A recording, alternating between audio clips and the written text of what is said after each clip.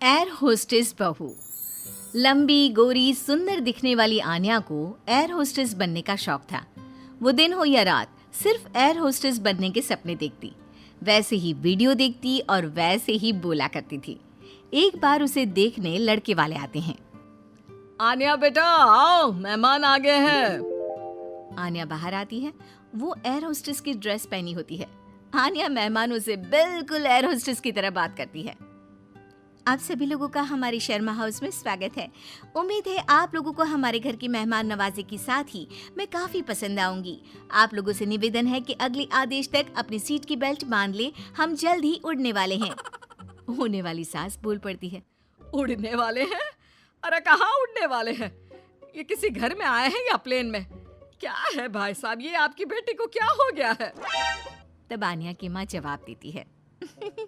वो क्या है ना, थोड़ी मजाक या किस्म की है हमारी बेटी। वो तो दिख ही रहा है। वैसे क्या आन्या बेटी, एयर होस्टेस हो क्या आप? हो नहीं, पर हो जाऊंगी। 2 राउंड क्लियर है, बस अब तीसरे राउंड के बाद ज्वाइनिंग, फिर मैं बन जाऊंगी एयर होस्टेस। वाह वाह, सुना है एयर होस्टेस खूब कमाती है। और नहीं तो क्या, हर ट्रिप के पैसे, ऊपर से विदेश घूमो। मैं तो जल्द ही उड़ जाऊंगी। आन्या की बात सुनकर सास को लालच आ जाता है। वो मन ही मन सोचती है, मजा आ जाएगा, मैं भी बहू के साथ कभी अमेरिका तो कभी कनाडा। उधर आन्या मन में सोच रही होती है, ये रिश्ता मेरे लिए ठीक रहेगा। चुस्त लग रही है बुढ़िया, अपना घर संभालेगी, मैं प्लेन में, ये घर में। और फिर हंसते हंसते ही आन्या के मुंह से निकल जाता है, वो क्या है ना, मुझे तो रिश्ता मंजूर है जी। अरे बेटा, तूने तो मेरे मुंह की बात छीन ली। मुझे भी तो बहू के रूप में बहुत मंजूर है। तो बताइए कब की टिकट कटनी है मेरी? अरे कोई मुझसे भी तो पूछ ले कि मुझे शादी करनी है कि नहीं। ओह माय गॉड, एक एयर होस्टेस ने शादी के लिए हाँ कर दी है, तो तुमसे क्या पूछना। खैर अब मैं चलती हूँ, नमस्कार। आन्या का एयर होस्टेस बनने वाला भूत चढ़ता ही चला जाता है। खैर विवेक की शादी आन्या से हो जाती है। शादी के बाद बहू क्या बात है, लाल सी ड्रेस में बिल्कुल परी लग रही हो। बुढ़िया तू क्या सोच रही है मैं सब जानती हूँ। ये मेरे साथ लटकना चाहती है, गंवार कहीं की। अरे क्या सोच रही है बिटिया, मुझे घूर घूर कर देख रही है। अच्छा मैं ये कह रही थी कि मैंने सुना है वैष्णो देवी जाने के लिए प्लेन से जाओ तो 2 घंटे में दर्शन हो जाते हैं। वो क्या है ना, माता के दरबार में मत्था टेकने का मन था। हाँ हाँ क्यों नहीं, मैं टिकट करती हूँ ना आपकी। बहू वहाँ से चली जाती है। रात को खाने के टेबल पर सभी से निवेदन है कि खाने का सामान परोस दिया गया है, जल्दी जलपान कर ले, सहयोग के लिए शुक्रिया। सभी को आन्या की बातें अजीब तो लगती है, लेकिन करे क्या, बहू जो ठहरी। लेकिन फिर एक रोज रात को, हाँ मुझे नींद ही नहीं आ रही, क्या करूं मैं। क्यों, क्या हो गया, नींद क्यों नहीं आ रही? वो क्या है ना, धरती पर सोने की आदत नहीं है ना, मुझे तो आकाश में सोना है, जहाँ से बादल दिखे। ये क्या, घर के अंदर सड़ी सी छत और रेलवे का पंखा चलता दिख रहा है। अरे यार बड़ी अजीब हो, घरों में तो लोग ऐसे ही सोते हैं ना। सोते होंगे, मुझे आदत नहीं है। मैं छत पर झूला लगाकर सोई हूँ। झूला हिलेगा तो मुझे लगेगा फ्लाइट में गोते खा रही हूँ आकाश में। मैं तो चली। अब क्या था, ठंडी हवा के बीच बहू छत पर सोकर उठती है तो उसे सर्दी लगी होती है।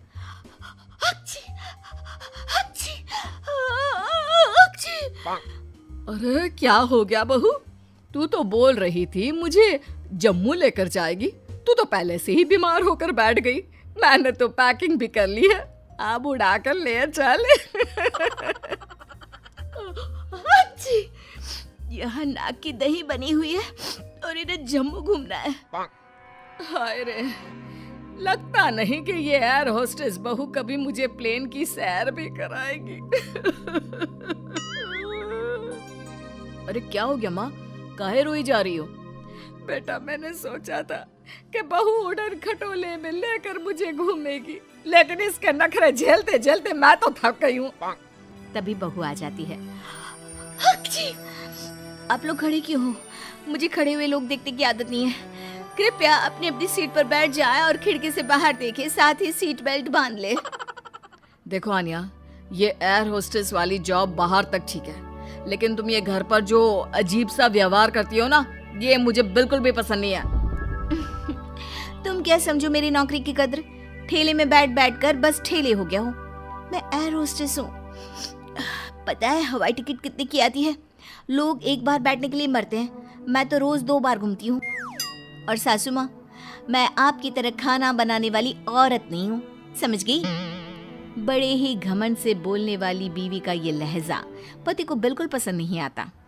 वो ठेला नहीं, शोरूम है। जिसे तुम काम बोल रही हो वो मेरा जमा जमाया बिजनेस है, जिसे देखकर तुम्हारे मम्मी पापा ने मेरी शादी की थी। अरे हम लोगों की फ्लाइट में तो मालिया से लेकर मोदी आते हैं। हाँ हाँ, आते होंगे, लेकिन भागने के लिए, घूमने के लिए नहीं।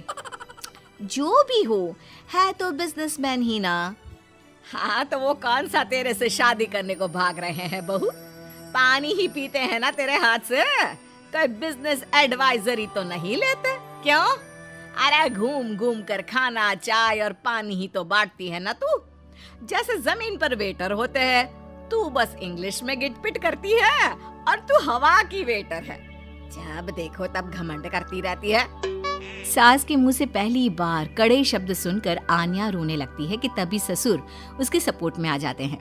देख भाग्यवान, एयर होस्टेस की जॉब भले ही खाना या पानी देने की हो, लेकिन आपदा के वक्त इन लोगों की बड़ी जिम्मेदारी होती है एक एक पैसेंजर का ख्याल रखना।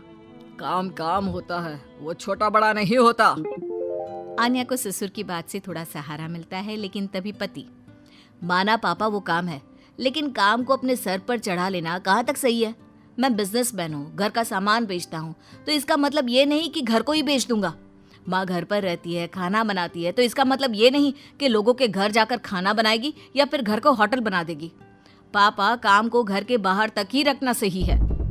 मुझे माफ कर दो, मैं आज के बाद कभी भी अपने जॉब को घर के बीच नहीं लाऊंगी। मैं समझ गई जैसे दूसरी नौकरी है वैसे ही एयर होस्टेस की जॉब भी है। मैं इस नौकरी के चक्कर में ज्यादा ही पागल हो गई थी। मैं वादा करती हूँ, मैं या तो ये नौकरी नहीं करूंगी या फिर अपनी हद में ही रहूंगी।